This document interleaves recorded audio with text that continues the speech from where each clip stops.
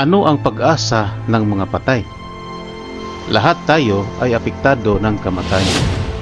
Pero ito ba ang wakas ng lahat? Tuluyan na bang makakalimutan ang mga namatay? May pag-asa pa ba silang mabuhay muli? Yan ang ating tuklasin sa bidyong ito.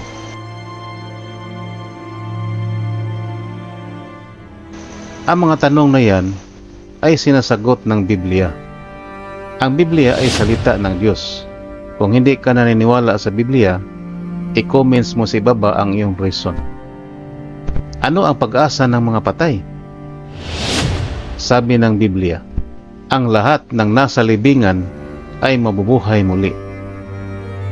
Sabi ng Juan chapter 5 verse 28 hanggang 29, basahin natin. Huwag kayong mamangha rito, dahil darating ang panahon na ang lahat ng nasa libingan ay makaririnig sa tinig niya at mabubuhay silang muli. Ang mga gumawa ng mabubuting bagay ay mabubuhay magpakailanman, pero ang mga gumawa ng masamang bagay ay hahatulan. Klaro sa binasa natin sa talata ng Biblia na ang mga patay ay mabubuhay muli. May mga example tayong mabasa sa Biblia na may mga tao na binuhay muli. Ang kilala sa lahat ay ang kaibigan mismo ni Jesus na si Lazaro. Basahin natin ang record sa Juan chapter 11 verse 21 to 24 at verse 38 to 44.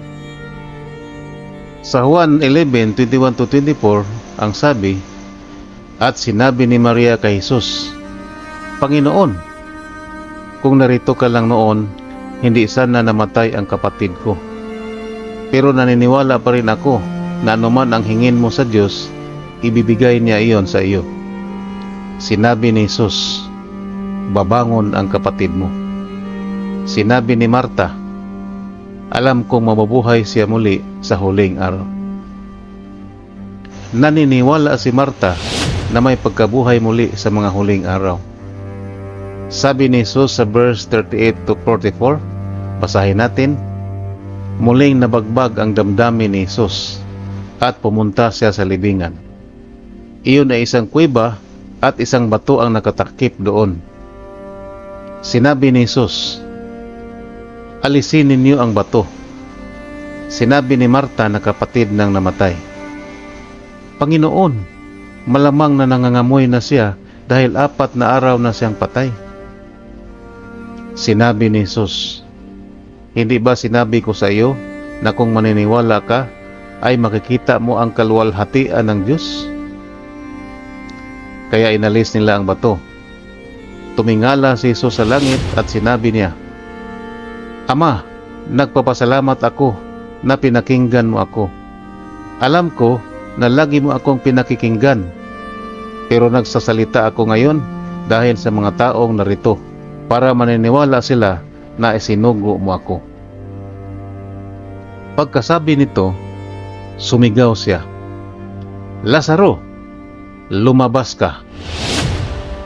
At lumabas ang taong namatay na nabalutan ng tila ang mga paa at kamay, pati ang mukha. Sinabi ni Jesus, alisin ninyo ang nakabalot sa kanya para makalakad siya.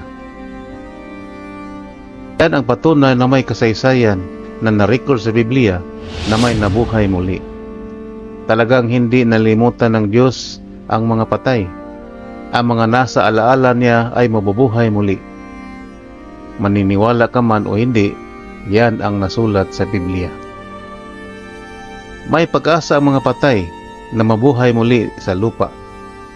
Sabi ng Biblia, basahin natin sa Gawa 24 verse 15, bubuhayin muli ng Diyos ang mga matuwid at di matuwid.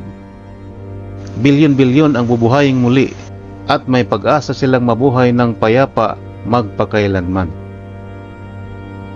Kapani-paniwala ba ang pag-asa sa pagkabuhay muli? Sabi ng Biblia sa Awit 147 verse 4, binibilang ng Diyos ang mga bituin, tinatawag niya sa pangalan ang lahat ng ito. Yan ang sabi. Kaya kung tinatawag ng Diyos ang lahat ng bituin, Ayon sa pangalan ng mga ito, mas kaya niyang alalahanin ang mga taong bubuhayin niya muli.